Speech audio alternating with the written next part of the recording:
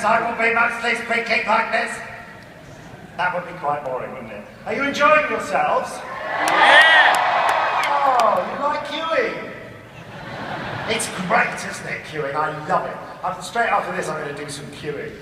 Now, this is Nicola, who's doing the sign-in, and I just want you to see how she signs for Daleks. You will be exterminated.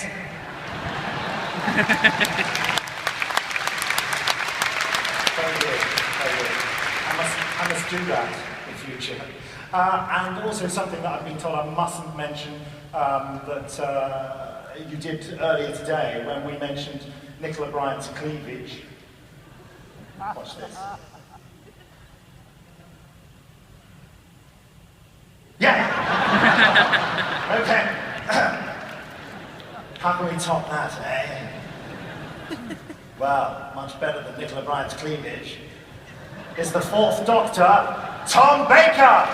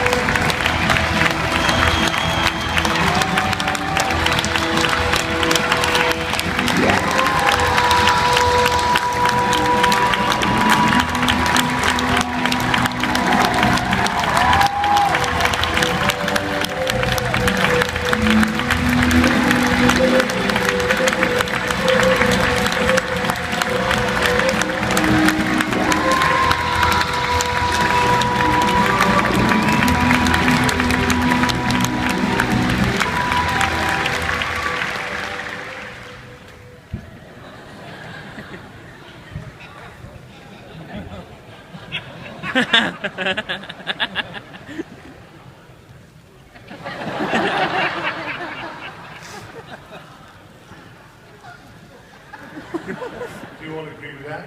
I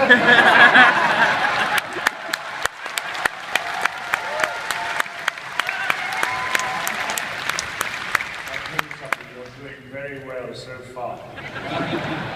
Very well. I'll let someone else have a go. I'll be right back.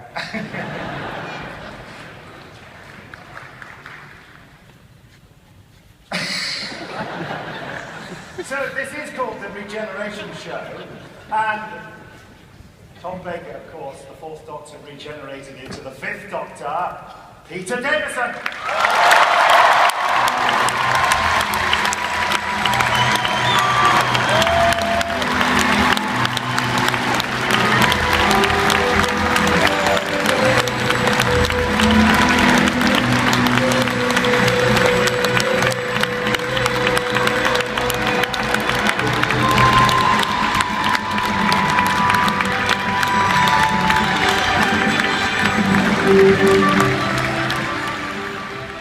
Now, my elementary mathematics tells me that after 5 comes 6. Yeah, am I right? Oh, the Sixth Doctor, the lovely Colin Baker.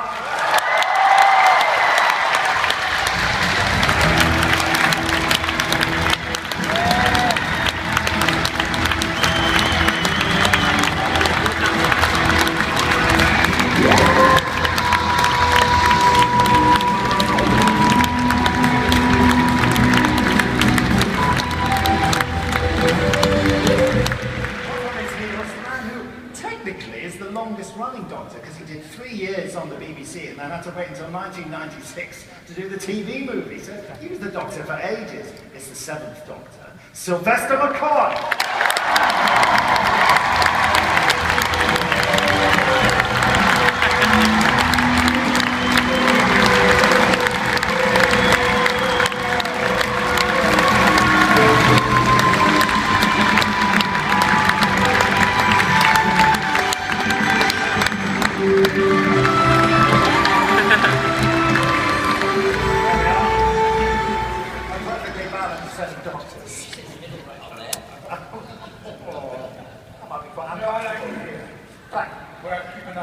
Yes. Yes.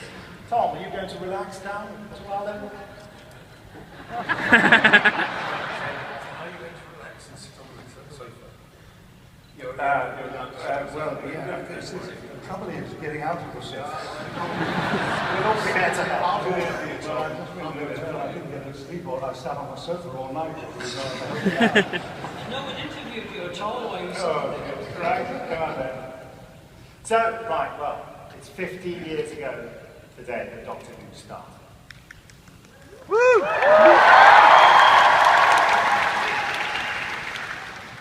How do you feel about the modern regeneration of the show when it came back? What, as classic Doctors, what was your reaction?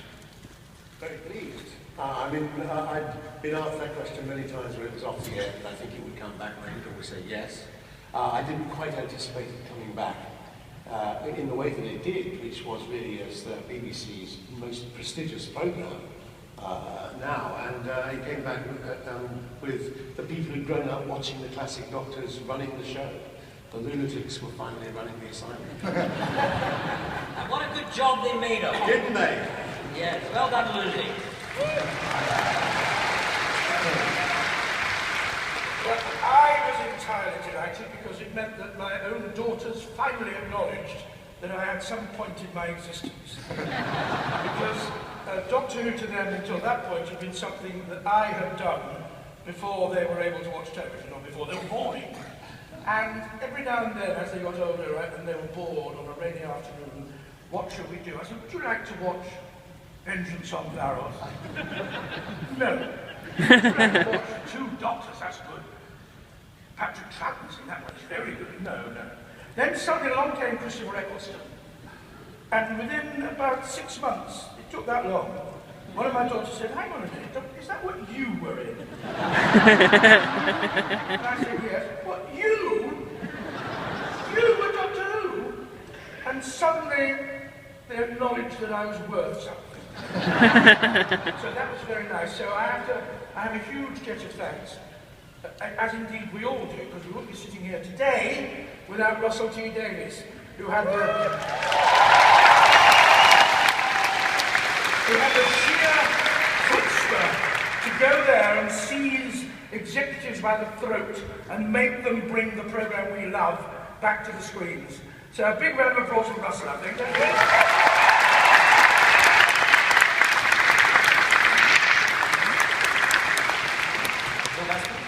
Well, I was absolutely delighted, as was my back manager, when the head was coming back.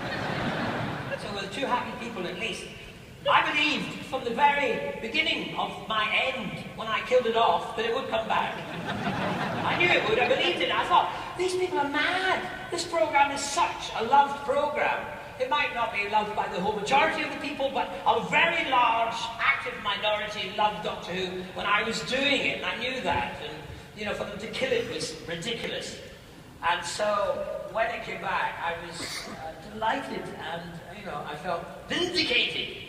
And I'm so pleased it's there. My back manager's delighted.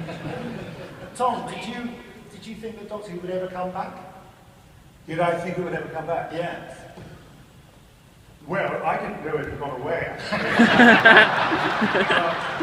Quite naturally, I didn't watch Doctor Who when I was in it. I didn't want to watch it, I wanted to play it.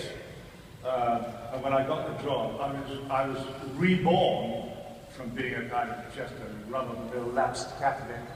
And I was reborn, and life suddenly became more interesting as Doctor Who, and remained like that. So I've stayed with it. I'm still Doctor Who on audio tapes, on audio discs. And I still love all that thing. Now, the other day I had to go to Buckingham Palace.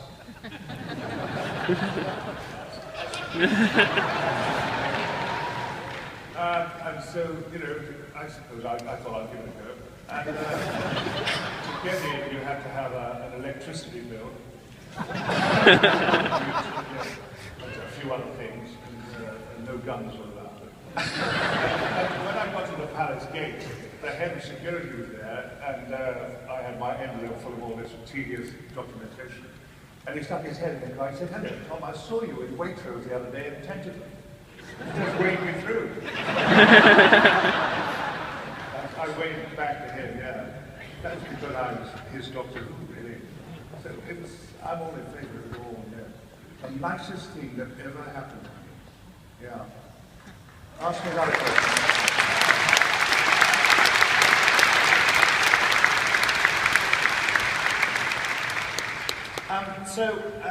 That was me just shaking my head because I couldn't hear what they were saying to me in my earphone. So it's fair to say then that Doctor Who changed your life?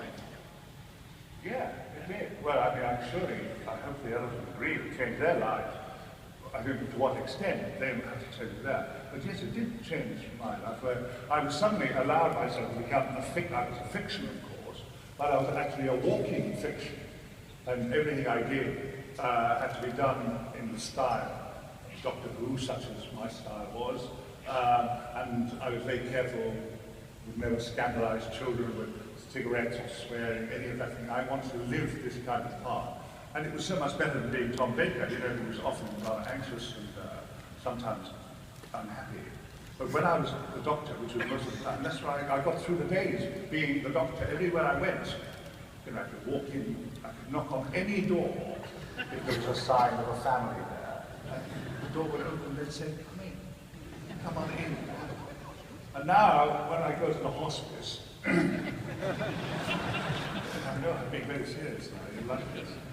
And I had to go round, I'm very supportive of my local hospice, and I had to go round and see the people because the man accidentally said to me, Tom, they're dying to meet you. Terrible slip of the tongue, but there you are. Anyway, so I went up there and I saw these sad people, everyone dies in the hospice, and one old lady was so thrilled to see me that she thought she'd died and gone to heaven and that I was the greeter. She said, held her arms out like that and said, fancy seeing you here. Kissed my hand. She said, is Gabriel about? I didn't realise you'd get that joke. Peter, how did it change your life being the Doctor? Well, I was the first Doctor, I think, that grew up watching Doctor Who, so it was very strange being actually offered the part. It was like being offered your childhood hero. As an actor, I often thought about being in the series, but never dreamt that I would actually end up playing the part. You know, how much it's changed my life, of course you don't know, because we've lived with it now since we did it. So I don't think it particularly catapulted me anywhere, but it certainly didn't hinder me, and I've always been very, very happy to maintain, ever since the day I left, really maintain my association with Doctor Who, because I love it as a series. So yes, it has changed my life, of course. As we know, we get invited to wonderful places and we spend weekends with people telling us how wonderful we are. And that's really not hard work, is it? Going back to what Polly was saying, what keeps our feet on the ground is our children, largely. So you'll be at home and you'll appear on the TV in something, and you'll bring your kids in and go, look on the TV, and they'll just look at it and go, you.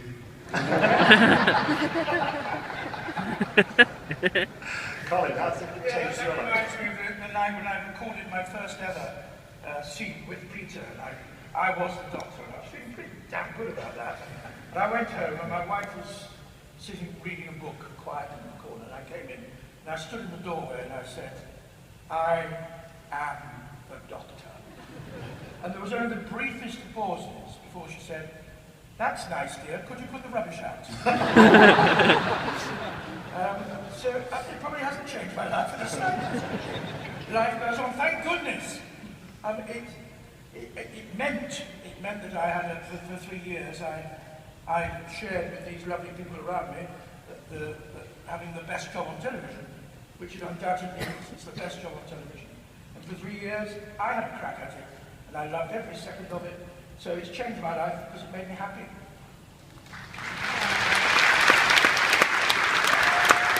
Are you all right up there? If I sit down here, I'm so small, all I can see is your back. Yeah, So I can stick up there and see you all because you're so interesting. you're comfortable. Anyway, yes. No, I am comfortable. Okay. They're just concerned about you. Yes. How did I'm it not change spoiling your your shots, am I? I don't think they're trying to shoot you. Oh. Well, you know, I was in America when I got Doctor Who, and very first time I was in this place and 1,000 people out there. The guy got up and said to me, Mr. McCoy, now you've become so universally famous, are you worried about being shot? I was thinking, well, they shot John Lennon, oh my God. So I hid behind the couch. They didn't shoot me. So you never know. I thought Colin Baker's fans would come up and try and kill me, but they didn't. They couldn't shoot straight. They were in mourning. Yes. All right, well, let's go back to the beginning of Doctor Who. I don't know whether any of you have ever seen the first episode. I mean, I know, Peter, you said you watched it at the time. Well, you watched it. Well, let's have a little. It was on BBC 4 earlier this week. Let's have a little look at it now.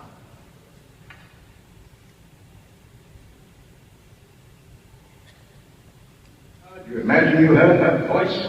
You believe she might be in there? It's not very substantial, is it? Why won't you help us? I'm not hindering you. If you both want to make fools of yourselves, I suggest you do what you said you do. Go and find the policeman. Or you nip off quietly in the other direction. Southie. There's only one way in and out of this yard. I shall be here when you get back. I want to see your faces when you try to explain away your behavior to a policeman. Nevertheless, we're going to find one. Come on, Barbara. What are you doing out there? She is in there. Who's the dog? Barbara!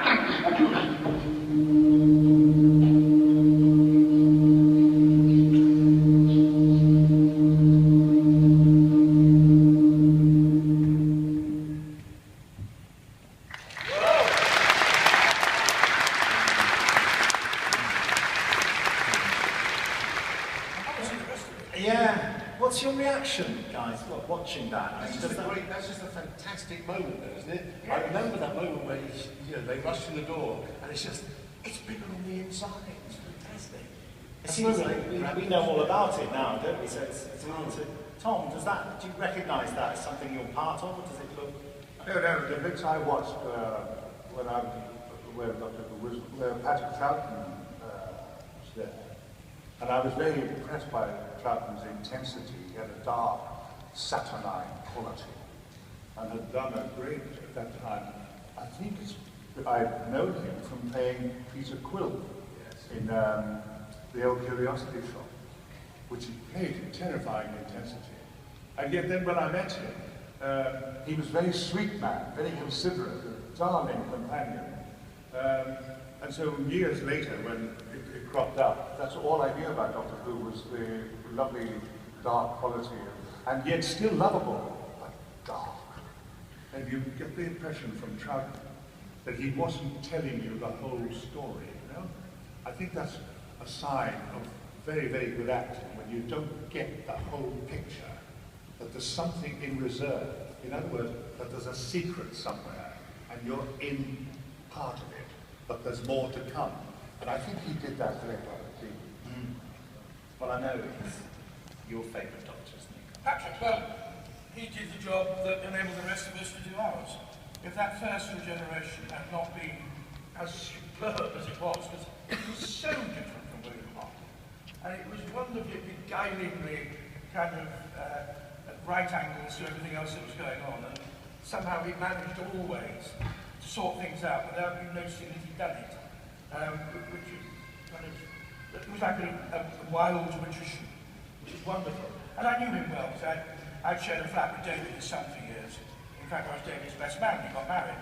So I knew Pat in those days. And he was such a generous man.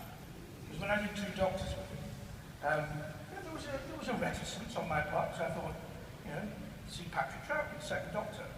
And I wanted to know, I respected him, but it was neutral, which is lovely. Brilliant. Very generous. Sylvester, going back to that clip there about William Hartnell, what are your feelings about him as the Doctor, and seeing a clip like that, whether it related to anything that you were part of? Well, I mean, sadly it reminds me of the Kennedy getting shot, really. Because it's all happened at the same time. It's all kind of mixed up in my, kind of hippie teenage years when when it first came out. I didn't really see much William Hartnell because I didn't have a television. It was only when Patrick arrived, I got hooked on it because a friend of mine had a television and we used to watch it. And so, in a way, Patrick is my Doctor, the first one, who attracted me to Doctor Who. And when I got the job of Doctor Who, I hadn't seen it for years. I'd seen up to Tom's, the first half of Tom's tenure. Then I became an actor, and we didn't have any VCRs and all that kind of stuff, so I lost touch with it. But I had this distant memory, and Patrick and Tom, and, when I arrived, I just kind of thought of them, and, brought up my own Doctor Tom, we're going to have a look at you now in a clip. Here we go. Dear Bruce, if you had created a virus in your laboratory, something contagious and infectious that killed on contact, a virus that would destroy all other forms of life, would you allow its use? It is an interesting conjecture. Would you do it? The only living thing, a microscopic organism, reigning supreme. A fascinating idea. But would you do it? Yes. Yes. To hold in my hand a capsule that contains such power. To know that life and death on such a scale was my choice. To know that the tiny pressure of my thumb, enough to break the glass, would end everything. Yes. I would do it. That power would set me up above the gods. And through the Daleks, I shall have that power!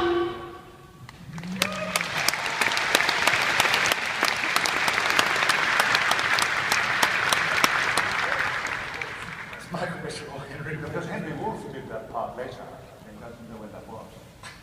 But Michael Swisher. It was Michael Bishop. Oh, he absolutely adored that part. And he took it so seriously that in the rehearsal room, he used to put a paper bag over his, a shopping bag over his head, with just enough, came down to there, and he could put his fag, and he made 2 holes in the top of the bag, and he puffed away, caps in full space. I think 2 at a time. And out came the smoke to the top of his head, to the top of his shopping bag. And we crept out, being cruel actors, we crept out one day because he actually lived the part. And we crept out for lunch, leaving him there with cigarette smoke. Yeah, we took great pleasure in that. Something I always find interesting when I watch episodes from your first series, which that was, Genesis of the Daleks, in that first season, is that, of course, while you were doing that, while you were filming all that, as far as the public were concerned, John Pertwee was Doctor Who, so you had no idea what they were going to think of you. And what was it like, that whole thing about taking over from John Pertwee? Did you have any worries that the audience might be screaming for him to come back? Well, but you know, that links actually to how I got it. I got it because someone I played in a short play, The Millionaires, for Bill Slater. And when they were trying to cast Doctor Who, Bill Slater, because he was going to take over the department in 2 weeks' time, was invited by the then producer, Barry Letts. And they had an idea for a comedian called William Herndon. But they didn't, anyway, they said to Bill Slater, have you got any ideas, Bill? He said, no, I haven't got any ideas. They're going to take over next week. And that night, when he got home, the last letter that he read was from me, saying, isn't there something down there that I could do? And he didn't say that, he didn't contact me then. He went back to the next day, while they were still mulling over this thing, and they said, Bill, any ideas? And he said, yeah, what about Tom Baker? And they said, well, we've never heard of him. And he said, he's in a film next door called The Golden Voyage of Sinbad. And so it's right next door to the BBC, 20 yards away. And so they all piled into a taxi cab, no, 2 taxi cabs. And they saw me playing a wizard, and I was on. Bill rang me up and said, come and see me. And then my heart began to, anyway, to make it a long story short. I got the part, and as I got the part, Barry Letts said to me, there's just one thing, Tom, but. There's always a chilling but, isn't there, when you've got good news. I said, but what? He said, could you sit on it? Don't tell anybody for 2 weeks. I said, Christ, 2 weeks? Oh, all right, I said, okay. So I went back to, I was working on a building site and making tea and things like that, and also doing the entertainment at lunchtime. And so I went back to the pub, the Fox and Hounds in Vaughan Street, for my pint. And there were 2 guys there who worked on British Radio who knew me. They knew I was an actor, everyone called me Sir Lawrence, you know, teasing me. So one of them said, hello, Tom, got a job, have you? I said, no, I haven't. No, he said, I'd say you've got a job. he actually sensed a difference in me.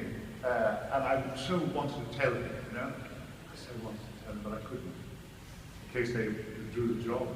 So, I don't know where that... Could you get in on this act? Richard Hearn. It was Richard Hearn, Mr. Pastry. Yeah. It was Mr. Pastry they were thinking of. Second thoughts, because Richard was a comedian, a children's comedian, and he thought he'd like to play it in the style of a guy called Mr. Pastry. Yep. And then that set the alarm bells ringing. Plus the fact that he was 111. So, Peter, let's have a look at you. Right. Must have been anyone who hasn't seen it. Dr. the Mouse. It's going strong now. Well, good work. It takes time, so you know.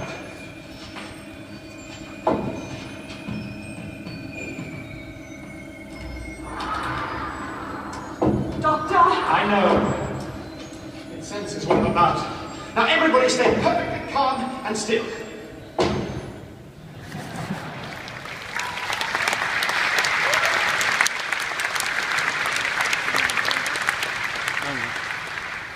Doctor Who had a very different look about it in those days, like the TARDIS, very different inside from where it is now. Really? Yes. In those days, yes. Yeah, Well, of course, in those days, during all the classic Doctors, it was a TARDIS that was just built for the studio, so it was wheeled in and out. So it really had to sort of look like that way. And now, when it was done in Cardiff, when it came back, it was what they call a standing set. So they were able to add all these wonderfully intricate things to it and make it on different levels. But we were very much just stuck on that studio floor with that extraordinary overlaid set. But yeah, so I was actually, when I did go down to Cardiff to do something on that set, I was a bit envious actually, because it looked pretty good to me. Didn't shake. No, it didn't shake. That new TARDIS set, particularly the one they have now, is quite amazing. Yes. It sort of looks like Noah's Ark from outside. It does, it's like a complete pod, isn't it? Yeah. And medical audience said to me, once, Mr. Baker, they take it very seriously in America. They saw me as some kind of messianic figure, because every now and then I would lay hands on some person and they say, dear God, I can walk. It's just scary. But they said, Mr. Baker, you're such an interesting actor. I mean, I've never actually seen anybody walk into a room the way you do. As a matter of fact, a famous director called John Dexter said, Baker, you are so boring. You can't even walk into a room sincerely. In the Doctor Who, I used to come creeping in. I was on a landmine or something. And they said it was wonderful acting and so intense. What they didn't realize is if I come in naturalistically, everything shook. And we would have to do the shot again. And I used to argue sometimes with the directors. I said, listen, what you guys haven't read, I've researched it. On Gallifrey, they've got the kind of architecture where everything shakes and everybody coughs. And so it's just part of the course. But I didn't see they were literally. Colin, it's time for your clip. Let's have a look. Oh, is it?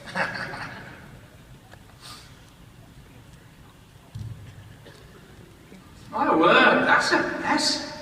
Take you quite a while to put that back together again. That will not be necessary.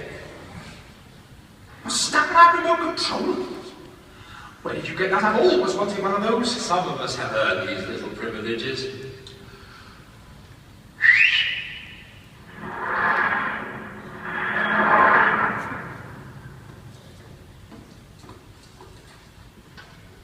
Jamie. After you, Doctor? No, after you, Jamie. Bye, Karen. Doctor? Jamie, and keep an eye on the old gentleman, will you? Do try to keep out of my way in future and in past, there's all fellow. The time continuum should be big enough for both of us. Just.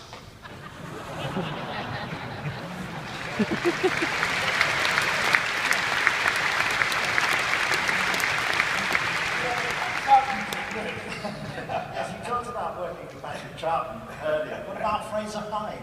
What about him? Yes. What about Fraser Hine? What about him, eh? We Scottish Jimmy. Yeah, male companion can clearly work. Yes. And worked for Patrick. I've never had a male companion. Delighted to say. No, he's lovely. Now, I'm reliably informed that at the time you were shooting that, Peter Davison was shooting something called L Driver, I'm told it was called. What a success story that was. L Driver. It was to teach people whose first language was not English, who immigrated here, and it was explained very, very clearly what this sign means here. And it was rather embarrassing, actually, because I tend to talk quite quickly. And the whole point of the show was I had to speak very, very slowly. And anyway, so we took quite a long time to do, so I nipped out one day when Colin was in the studio shooting that, just to say hello, really. And you arrived on the set of Doctor Who. I arrived on the set of Doctor Who, and Colin said, Back so soon? I remember him saying back too soon, but maybe not. I have to say, this is a story that neither of them actually remember we told them to say. Yes, that's right.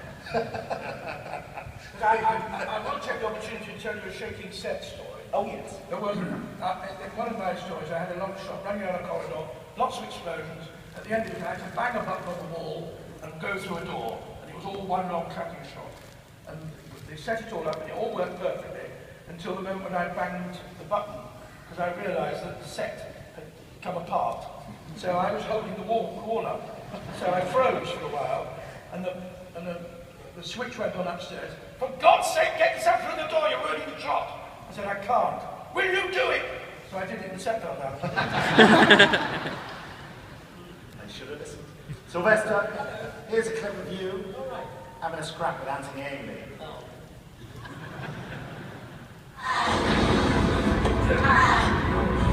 Welcome to my new home, Doctor.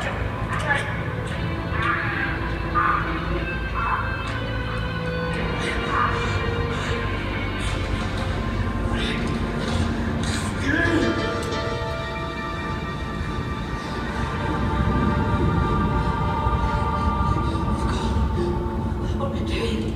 I've got to stop. We've got to go.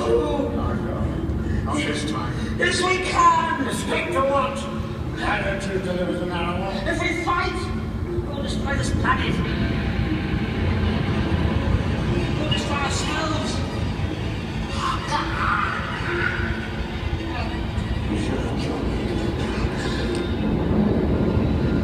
If we fight like animals, we'll die like animals.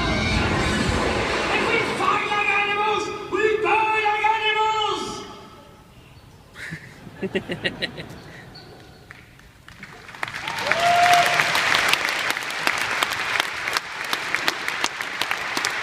They were Anthony Ainley as master. You've all worked with Anthony Ainley, haven't you? Tom, you've worked with Anthony Ainley? So was that a dream? Yeah. Well, was it a dream? How did they explain that? I've no idea, I've forgotten it by now. I'd even forgotten it by then. It came as a big surprise to me. Do you remember working with Anthony Ainley, Tom? No, I don't now remember the plots of the things I was in. It's all, mixed up. I did only a standout thing I did when I was early on in the thing, filming. You didn't always have much time to look at the scripts. They were just running about and some close-ups and things like that, but running about in action. And one of the scripts, I had to, with these Neanderthal men or something, and I sort of get a fellow and say, take me to your leader, or I'll cut your throat. And I had a dagger. That's what they props get me. And suddenly I was thinking about this, I said, I don't want to say that.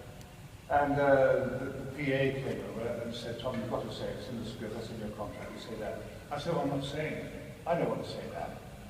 So the director called PA over here, and she logged me. That was a procedure at the BBC. If an actor flatly refused, there was no one high up there to do anything, sacking or what. So they said, all right. He said, okay. So we logged to Tom that he refused to say it. And the director, I wonder was it my beloved David Maloney? He said, so all right, we've got to get on with this. Only a few more minutes to get this talking. What are you going to say? And I said, I seized this fellow by the nape of his neck, and I produced a jelly baby, and I said, take me to your leader, or I'll kill you with this deadly jelly baby. And he said, well, go ahead, go on, kill me. And I said, I don't take orders from anyone. And I bit the head off the jelly baby and said, take me to your leader anyway. And he did. so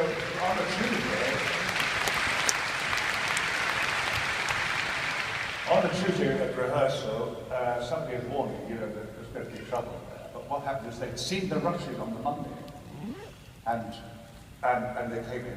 Nobody said a single word. It's a very funny scene, that, Tom.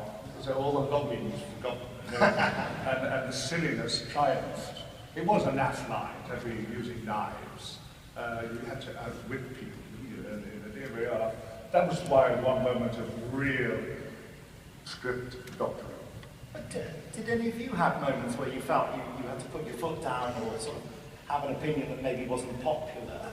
Yeah. I always found wheedling was a much better way to get my own way, really. It was by nagging and nagging a little bit. But I was very aware when I took over, because I grew up with Dr. Who, I understood most of the stories. I found that the directors, generally speaking, didn't know what the hell was going on in the script. And it is a process sometimes of papering over the cracks, isn't it, in a script. If you examine it too closely, virtually any script will fall apart in front of your eyes. And Doctor Who especially, because it's so complicated. In the end, you just do a thin layer of paper over the cracks, and then just do it as quickly as you can. People won't notice. Unless, of course, DVDs are invented. And the fans watch the program over and over again, and then think of questions. Why did this happen here? Yeah, well, I had a problem. It wasn't the scene I was in, it was the scene Sophie was in. It was the Dalek one, the Remembrance of the Daleks. And the Dalek one was also about race. It was to do with race. We were putting it out during the 80s, and there were problems in Britain with race relations, and that was kind of our little bit towards helping out, we hoped. And the director, there was a scene where she was in a boarding house, and a bay window, and there was a notice. And Sophie turns the notice round, and it says, no colours, no blacks, no Indians, no dogs, or whatever it was. And the director, I happened to be in the rehearsal room at the time, and he said, oh, I think we'll cut that scene. And I went, no, you can't. That's what the whole thing's about. You've got to keep it in. You'd missed it completely, because you just said, I couldn't believe they missed the story. They missed the whole thing. They just thought it was about Daleks battling each other. They didn't realise it was about something deeper. And I'm pleased to say we did actually keep that scene in. It's there. And it's, it's a kind of a, I'm very pleased that we did. But a lot of times you have to battle for it.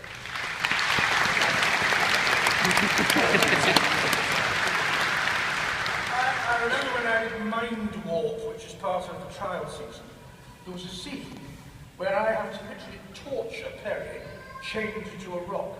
And having read the script, it seemed to me there were three possibilities. One, and you have to know about this, one, the Matrix was lying, because the scene never happened. It was part of the trial, it was part of the evidence. I, the doctor, did not remember it, but it was shown as part of the evidence. So either it was lying and the Valeyard had concocted it, or it did happen and I was pretending for the benefit of those watching, or the mind warp had deranged me, because I'd just been under the mind warp, which deranged people. So I asked the script editor, he said, I don't know, I'll ask the writer. The writer said, I don't know, the producer told me to put it in. The producer said, I don't know, Eric Saywood did that, he was the script editor. So I made my own decision. None of them would admit to any responsibility for it. So I made my own decision that it was a complete fabrication, that it was invented by the Valeyard to incriminate me, and therefore I could go for broke with it. Quite disturbing. I know. Right, now, any second now we'll be taking questions from the audience. So if you have a question, put your hand up, and one of the nice people in the blue t-shirts will come and ask you. The nasty people in the blue t-shirts won't. And then and then there will, if they select your question, you'll be taken to one of the 4 microphones, helpfully numbered 1, 2, 3, and 4. Right, so while that's going on, just one more thing I want to mention to you, and it came up there a little bit. John Nathan Turner. You all worked with John Nathan Turner as producer of the show, in one way or another. What are your memories of him? He would have loved to have been here, wouldn't he? Oh, he'd have adored it. I'm very fond memories of John. We didn't always agree on anything, but we never had bad words with each other. I just think he was, what he excelled at, John, was getting publicity for the show. I don't think he was really a science fiction fan at all, and I think that under his tenureship, some producership, some of the decisions were made weren't brilliant at all, but he was doing what he believed was best for the show and to make it as popular as he could possibly do, and he was brilliant at that. But I think his real passion in life, which he never quite managed to do, was he kept telling me, was to start a soap opera. That's really all he really wanted to do, but Doctor Who really wasn't that. So fond memories, but I did disagree with him on quite a few things. Tom? Oh, I didn't get on well with him at all. By that time, of course, I was getting terribly opinionated, about how things should be. And I thought he had lamentable taste. And I was amazed at how, when I realized I couldn't go on like this, he said, listen, I think I'd better call it a day. He actually embraced me and kissed me passionately. And I think he nibbled my earlobe. He said, Tom, it's been such fun getting rid of you. But later on in the promotion of Doctor Who and all that sort of stuff, he organised some good stuff. And he was marvellously vulgar, he really liked a popular taste. And he revved up, he kept going, he and his partner at that time, Gary. No one could handle a queue of fans sweeter than Gary Downey. He was just a genius at it. So we became friends later, and I spoke in his funeral. Of course, I speak in a lot of funerals now, because especially people who've worked with me, the word is out, that's why I don't get many jobs now. I said, quite a lot of directors, after employing me, have died shortly after. And some of them in terrible agony and very mysterious circumstances. And so, I'm having a pretty quiet life now, apart from working for Big Finish. They're not at all superstitious. Certainly, it does. I love it. It does work. Listen, let's take a question. We're very short on time. Microphone 1. Hello, what's your name? Callum. Hi, Callum. What's your question? What was your favourite monster when you were doing Doctor Who? Sylvester, what was your favourite monster? I liked the first ones I worked with, called the Tetraps. They were kind of a mixture of bats and, I don't know what the other bit was, but anyway. But they had 3 eyes and teeth and things, and the guys that did it were really fit, because they had to be bats, and they had to hang upside down in the studio. So they used to hang these guys upside down, and we'd be acting under them. And when we were acting under them, there would be this drip, drip, drip of sweat on our heads. As these bats were, the bat over there, oh, that's another one. At least it wasn't bat poo, it was just sweat. But I always thought they looked good. I mean, there was something great, and when they showed on the screen their view of the world, because they had 3 eyes, all these 3 visions. So I liked them, and it was sad that they never came back. Yeah, Tetraps, never mind. Colin? I always envied the villains of later years. I wanted to work with a monster that farts. It's got to be the best monster ever. Going around going, oh, it's genius. Never worked with them. Love to have done. Peter? I always had a great fondness for Cybermen. Actually, right from the early days when they didn't, I looked at them the other day, it looked ridiculous. They used to have cloth faces and a headlamp on their head. And they looked at the strange voice, which would be, we are the Cybermen, we have come to destroy you. But they were revamped for my time, and I rather liked my Cybermen. I think they were I think I'm not sure I like them more than the modern Cybermen, because they could just see the perspex lower part of their face, and you could just see the sort of jaw moving. And we had a fantastic head Cyberman, David Banks, who was great in Earthshock. So my favourite would be Cybermen. Tom? But I think my favourite one, because I had an immortal line, was Destiny of the Daleks. It was a marvellous close-up with me with 2 wires which could end the Daleks. Oh, Genesis of the Daleks. What? Genesis. Genesis of the Daleks. And I was going to put these 2 wires together and blast them out of existence. But of course, Terry Nations supervised that line. And I had to say, as the wires were coming together, I stopped and said, but have I the right? And I had to shake my hand. Did he get the right?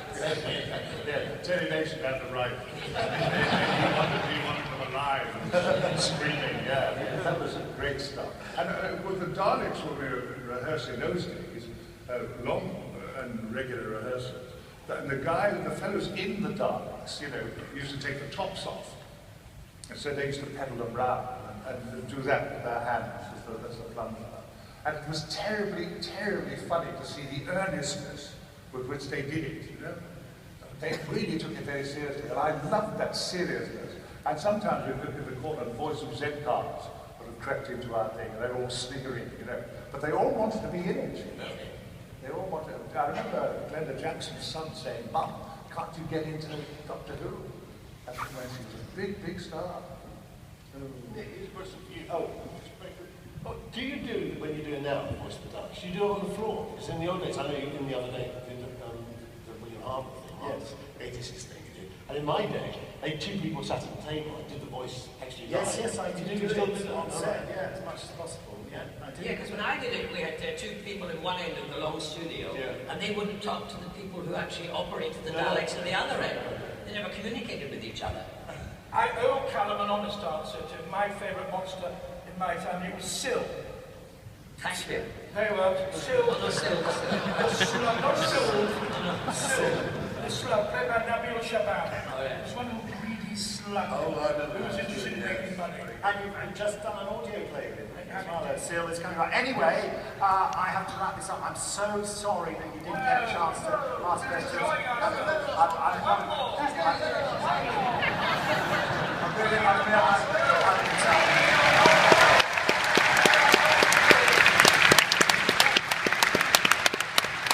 What's your question?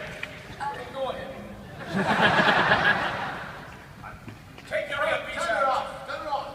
Turn the mic on, I can't hear it. So, could you just repeat the question, sorry? Peter Capaldi.